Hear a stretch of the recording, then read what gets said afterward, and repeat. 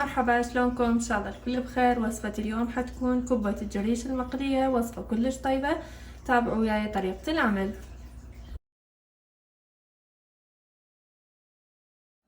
بالبداية راح اضيف اللحم المفروم، راح اظل اقلب بيه الى ان يتغير لونه.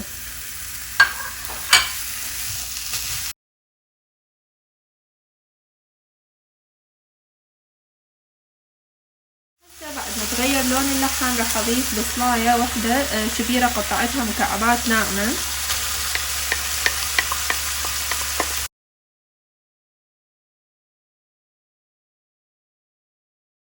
هسه بعد ما انحمس البصل ويا اللحم راح اضيف البهارات. راح اضيف شوية 7 بهارات، وراح اضيف شوية كمون وشوية فلفل اسود.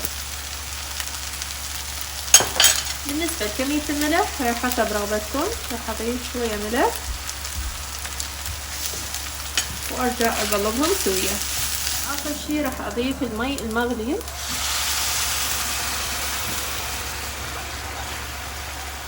وراح اغطيه واتركه الى ان يستوي. حتى احضر العجينة، هنا استخدمت كوب ونص من الجريش. استخدمت هذا الكوب، راح اضيف له كوب واحد من المي المغلي. حقيت بنفس الكوب اللي استخدمته. طبعا الجريش اني غسلته مرتين الى 3 مرات بالمي.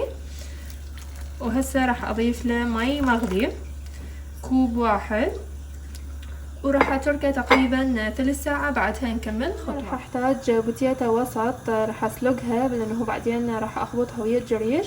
فهسه خليتها على النار، راح انتظرها الى ان تنسلق بالكامل. وراها اشوفكم باقي الخطوة. هسه بعد ما نفش الجريش، هسه خليته بهاي الجدرية، فتحت النار.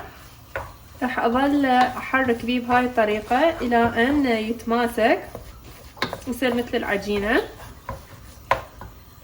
طبعا بهاي الاثناء راح اضيف الملح حسب رغبتكم، بس بما انه اني ضفت قلاص ونص من الجريش، راح اضيف ملعقة اكل واحدة.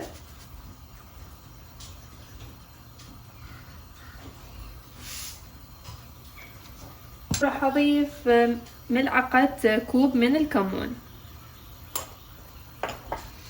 هسه ارجع احركهم الى ان تتماسك المكونات، تصير مثل العجينة.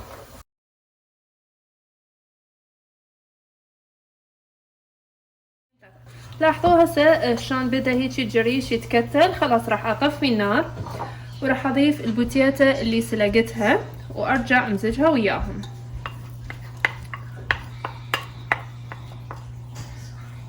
بس احاول امزجها ويا الجريش، بعدها اتركها الى ان تبرد، وراها اعجنها بايدي.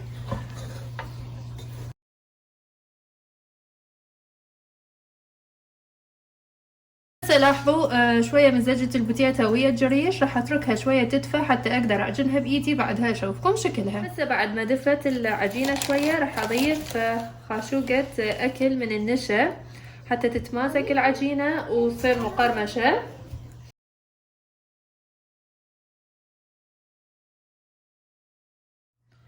لاحظوا هذا شكل العجينة ورا ما عجنتها. لازم تتأكدون انه كلش البوتيتا انهرست زين.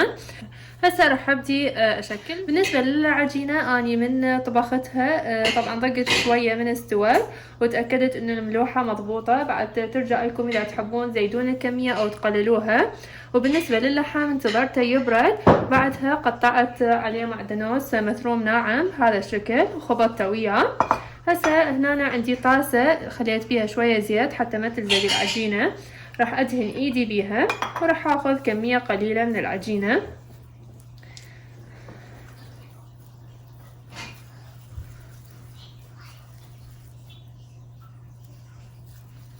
بالنسبة لي حسويها الشكل الطولاني، ممكن اذا تحبون تسووها دوائر حسب رغبتكم. وهسه راح ابدي افتح العجينة بهذا الشكل. اهم شي لازم الجوانب تكون متساوية.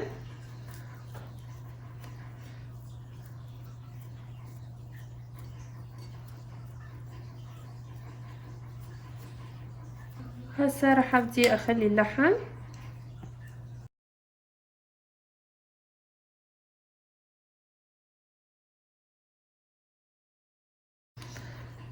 لاحظوا هاي الكوباية هيجي صار شكلها. هسه راح اكمل باقي الكمية وارجع لكم. لاحظوا هاي الكوبا بعد ما لفيتها صارت عندي تقريبا 30 كوباية. انا استخدمت قلاص ونص من الجريش. هسه خليت بجدرية صغيرة زيت وراح انتظره الى ان يحمى وبعدها راح ابدي اقلي. هسه راح ابدي اضيف الكوبا.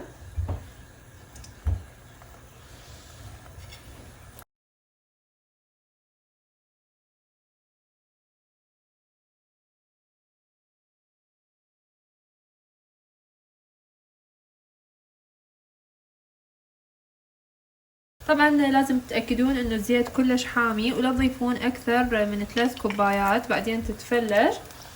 فهسه انا راح اضيف 3 انتظرهم الى ان يستوون بعدين اكمل الباقي.